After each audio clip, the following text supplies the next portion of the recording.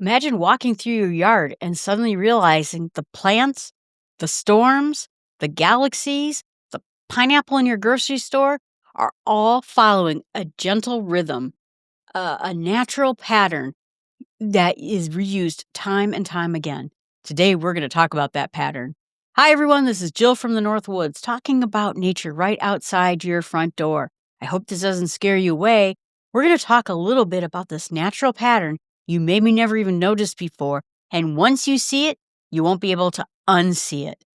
When you hear the word pattern, you might think about like a sewing pattern or quilt blocks or wallpaper pattern, some type of design on your favorite mug.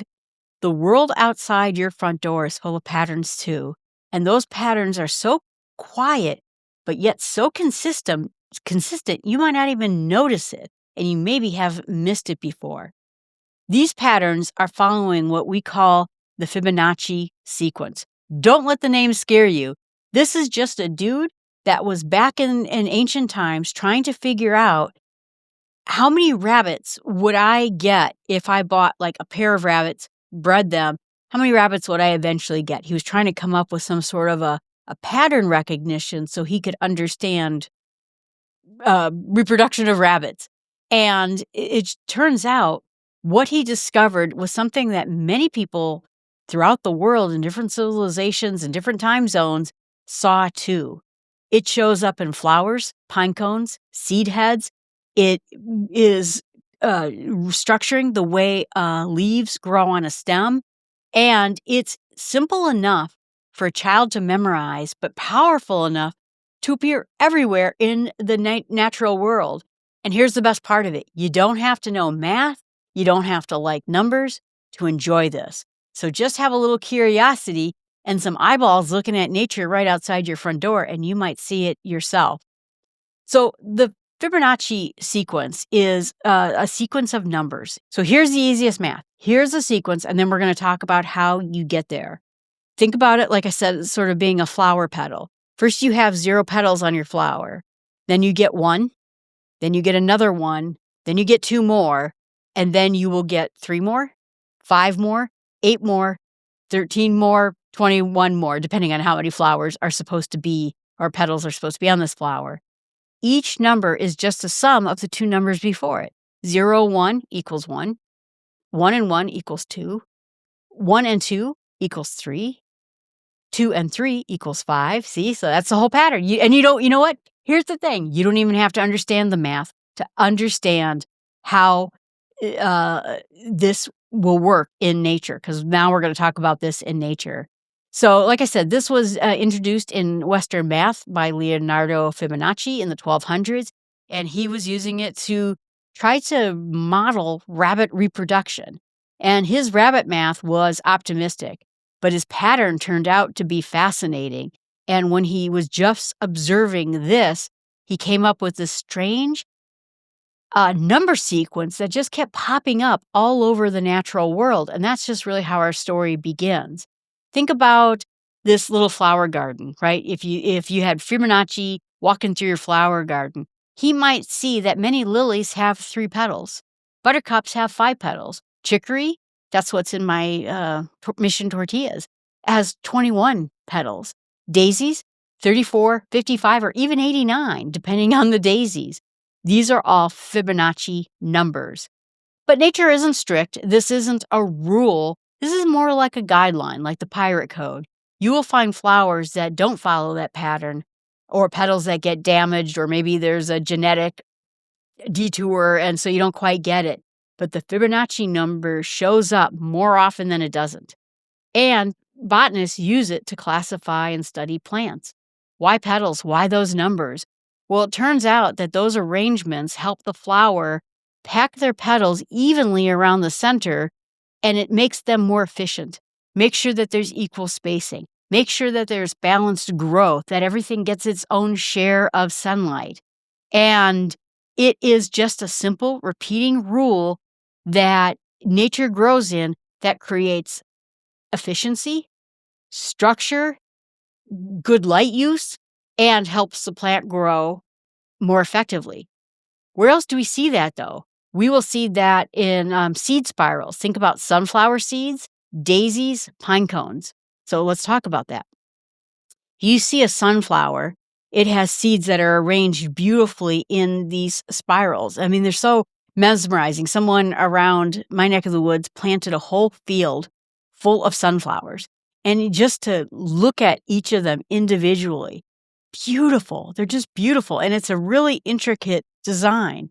But if you start to trace the spirals in one direction and then the other direction, you will often get counts of 2 Fibonacci numbers, 34 spirals one way, 55 spirals the other way.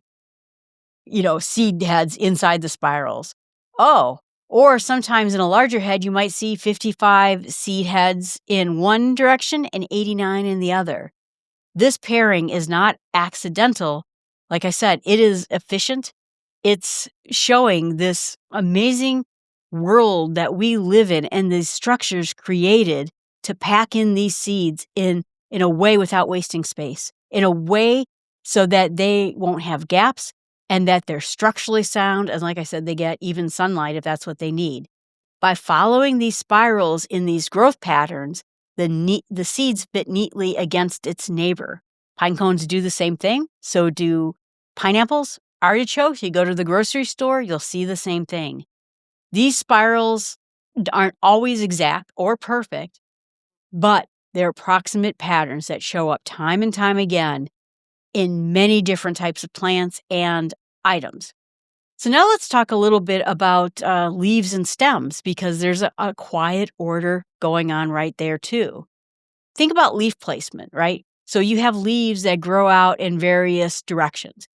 If they all grew out of the same stems in the same directions, some of the leaves would hog up all the space and the plants would overlap too much.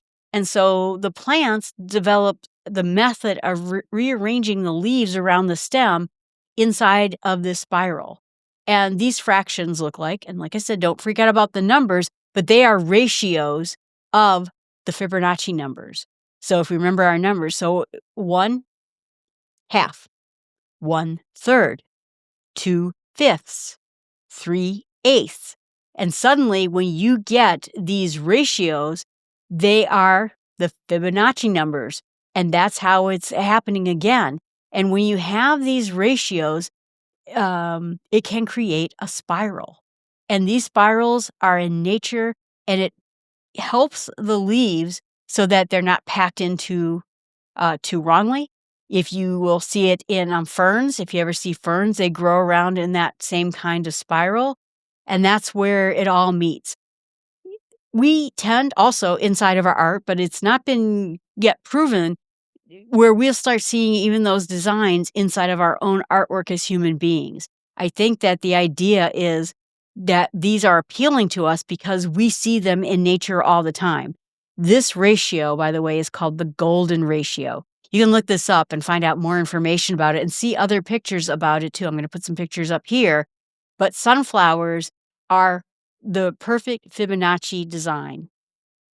It's so interesting because it's, like I said, a principle, not a law, but the idea is that it grows, adjusts, and grows some more, all following those same workflows, those same patterns. And those patterns, like I said, create stableness, but to us, it looks beautiful. It helps us see some beauty in something in this organic structure. So we tend to put it in our own art as well. And the simple number, I won't say rule, but guideline comes up again and again and again. Like I said, we see it when seeds are packed tightly around a flower.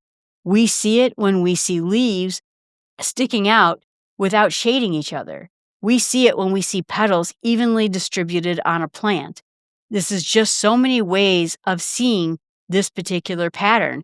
And so if you go out looking for it, like I said, go look for pine cones, daisies, poppies, sunflower seeds, pineapples, succulents. You will see them in the spiral leaves, artichokes, seed heads of dandelions and coneflowers.